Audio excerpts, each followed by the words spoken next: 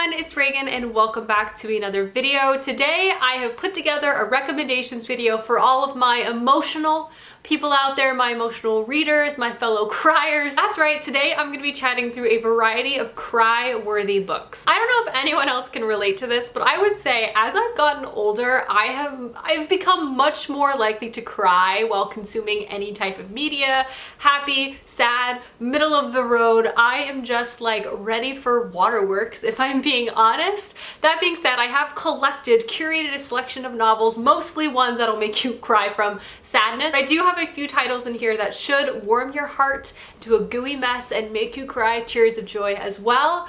I don't know, I personally like crying. I think it's therapeutic. I just feel so connected to the characters. I also just feel like it speaks to the author's talent to be able to craft such a tale that like burrows inside of your heart and just makes you have such an emotional response.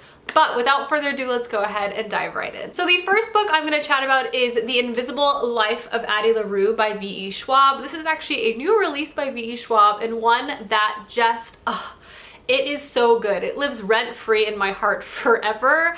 This is a story that primarily follows Addie Larue, but it does have two central main characters. And the concept of this tale is Addie Larue in the 17th century essentially bartered away her soul to be able to kind of live free and live forever. Unfortunately, the cost of this exchange is that no one can actually remember her. Meaning, as soon as she leaves someone's sight, they essentially have forgotten her entire existence. And it also means that she can't really leave a mark on the world. She can't like write a story or paint a painting. Everything kind of disappears and crumbles right in front of her eyes. Due to this, Addie Larue has lived a very long time. She's lived through a lot of different moments in history, and we kind of feel and see that throughout the story.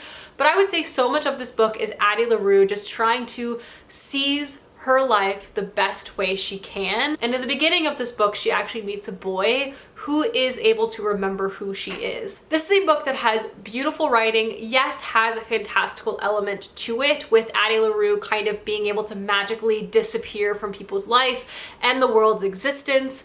But I would say the quality of this story that makes it so emotional is truly the human element of it. This to me is a tale about two people who are just trying to seize life and love as hard as they can, and for whatever reason it's just constantly slipping through their fingers. You feel their pain and their just pure desire to just be seen and loved just through the entire pages of the story. And because of that, I just feel like you can't help but feel such empathy for everything that's going on within this book.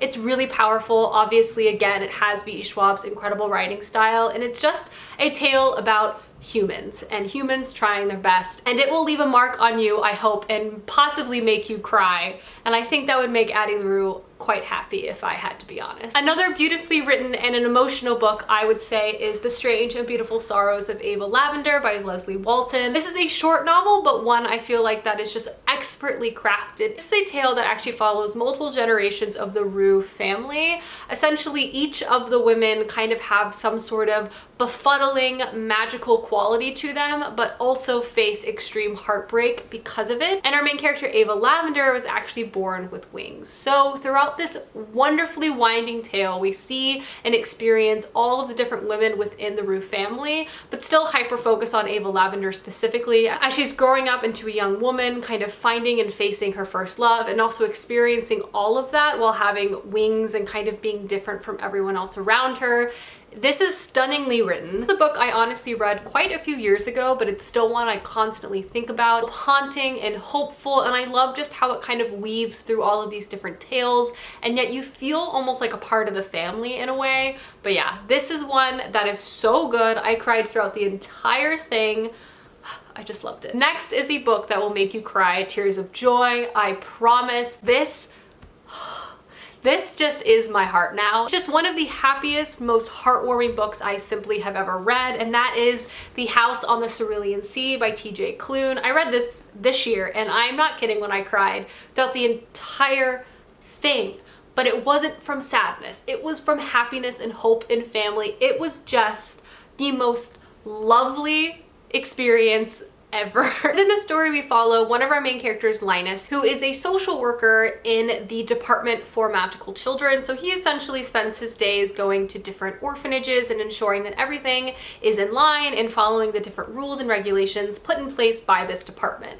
Linus isn't what he would describe as very happy. He enjoys his job, he does his day-to-day, he wakes up, he goes to work, he comes home. Everything is very regimented. He doesn't really have any friends. He's kind of given up on love a long time ago. And he's definitely someone who has a hard time looking beyond the rule book, and he's not really open to maybe challenging and new experiences. That is until he's assigned a very unusual case where he's sent to an island where he's supposed to document and report on an orphanage full of dangerous magical children. But when he arrives there, he quickly realizes there's much more at play than he realizes. And one, he's introduced to an array of wonderful and charming children, all seeking and searching for their own personal hopes and dreams. And two, a very handsome caretaker named Arthur. And this is a story all about second chances, found family, and love. It has the cutest romance between Linus and Arthur. And also just watching Linus and the children themselves begin to trust and love again. It is beautiful and whimsical, and you will cry at the smallest things, from watching a young boy be a bellhop, from watching another buttons underneath the couch. It is just simply one of the most smile-inducing books I have ever read.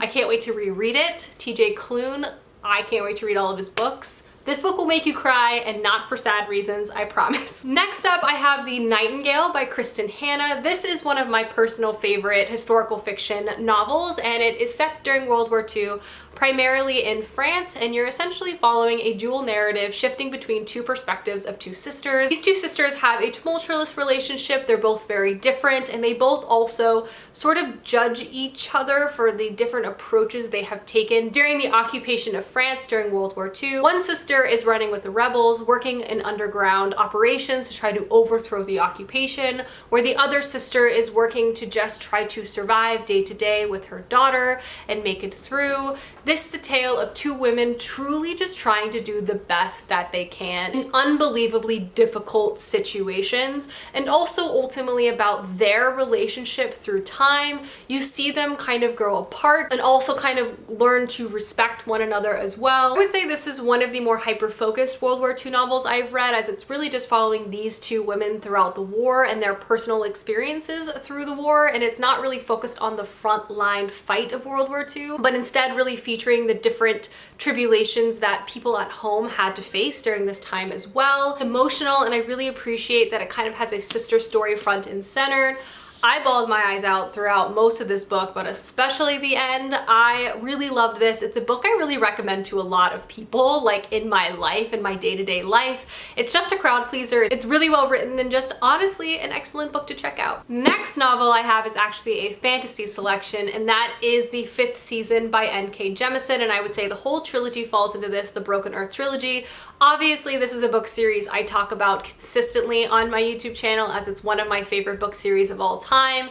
It is just one of the best written works I have ever encountered, and it is also incredibly emotional. I laughed and cried and screamed throughout reading this entire series, and in terms of an emotional impact, this has stayed with. I think about this series at least once a week, and I read it about 2 years ago. Like, I am constantly thinking about this. And man, I'm just trying to say it will leave an emotional impact on you post reading it, if that makes sense. But this is a high fantasy story set in a world where civilization is constantly ending from catastrophe. Essentially, giant natural catastrophes consistently happen, which brings about the end of the world. Therefore, society has formed in a way to kind of pass down information, and also is set up to survive like hundreds of years of famine and things like that. And it definitely makes for an interesting societal setting. In this world as well, there are also magic users that can actually control the tremors of the earth, but instead of being kind of lauded as possible saviors, they're instead viewed with extreme suspicion and are actually controlled by various governments. In this first novel, you follow three primary perspectives: a mother in search of her daughter, a young student at one of the academies of the magic wielders, and a young girl kind of coming into her powers at a young age. This book is an emotional journey from beginning to end. Every single book is. It also touches on so many different topics, from motherhood, sexuality, race, gender. It's just a book that holds back no punches, and you will find yourself being punched in the gut by this a few times, and it is a emotional ride. I read this on the subway a lot and cried on the subway a lot. I would not take any of the public embarrassment back because this is too good and everyone should read it. Next book is a classic and another World War II historical fiction novel, and that is The Book Thief by Markus Zusak. This is actually my oldest book, I think, currently on my bookshelf. I've owned this for over 10 years. It's also my most destroyed book because I have lent this book out to dozens upon dozens of people. This is just a story that when I read it for the first time in middle school so many years ago, and I've reread it subsequently many times after that, it was just one of the most profoundly impactful narrative tales that I had just ever read at the time. From an emotional impact, I was like bawling my eyes out for days after reading this book. It was just one that just rocked my world, and it was one of the most beautiful books I'd ever read and one of the most capturing narrative styles. And because of that, The Book Thief is just a book that I will always have a fond place for in my heart and will always be one of my favorite books of all time. But obviously, The Book Thief, it's a historical fiction World War II novel, and it does have a very interesting POV because in part, this book is actually narrated by Death itself. He's kind of reflecting on one specific character he has met multiple times throughout her life, and then we kind of move down from that bird's eye view perspective to actually living with that girl throughout her life. And a predominant aspect of this book is set in Germany during World War II, and we follow a young German girl named Liesel as she's kind of growing up during this giant conflict. We'll also see her try to grapple and understand with the reality of this conflict. Her family is very much involved as well. And you also see her encounter reading in libraries for the first time, and she actually becomes a bit of a book thief. It's a very emotional tale. It has a lot to do with family and community. One of my favorite books I've ever read. Definitely emotionally impactful, and one that I still feel like everyone should check out and read. It's been out for a long time. It's very famous, but I had to include it in this video because honestly, it's still a book that I think about to this day. Next book I'm gonna chat about is another happy book that should make you cry tears of joy, in my opinion, and that is Cemetery Boys by Aidan Thomas. This is a book I read this year as well, and oh my gosh, when I say this turned my heart into a puddle of goo, it turned it into a puddle of goo. I literally don't have the book in my hands to show you right now because I have actually lent it out. That is how much I love this. You need to pick this book up because it is just so excellent. But this is a contemporary fantasy story, and it essentially follows our main character Yadriel, who at the beginning of this book, his family is having a hard time accepting his gender. So to prove that he's a real brujo, he decides with the help of his cousin to go through with the family ceremony to basically help a ghost move to the afterlife. Essentially, Yadriel's family live in a graveyard and they kind of help shepherd spirits to the afterlife, and they can also all see ghosts. So during this ceremony, Yadriel accidentally summons the wrong ghost, who ends up being Julian Diaz, his high school's notorious bad boy. And unfortunately,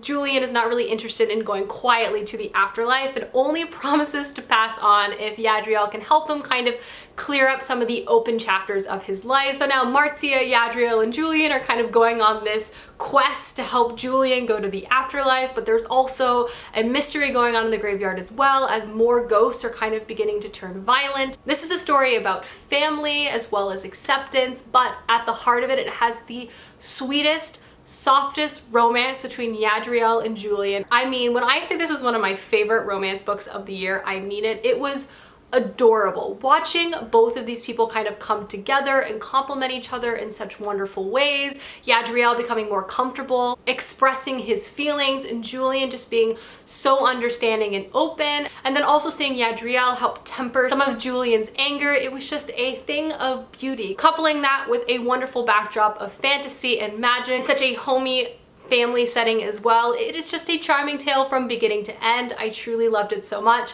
and cried multiple times throughout it because I just can't help myself. I'm a big softie. This is one that will definitely put a smile on your face if you pick it up. I cannot recommend it more. And the last book I'm gonna recommend that will definitely make you cry is Becoming by Michelle Obama. This is obviously a very famous book. It is Michelle Obama's memoir where she essentially recounts her entire life from childhood through being the first lady in the White House, and it was so amazing. I listened to the audiobook of this, and this was definitely one of the first memoirs I personally ever read. And listening to Michelle Obama recount her life, I just felt so connected to her story. I was so invested, so much so when I was running errands, I found myself bawling my eyes out in the street because I was listening to a specific chapter about Michelle's father. Michelle is just such an excellent writer and speaker. Listening to her book was honestly just so beautiful. It was honest, it had such raw emotion, and hearing her talk about her family and her love for Barack and her children was just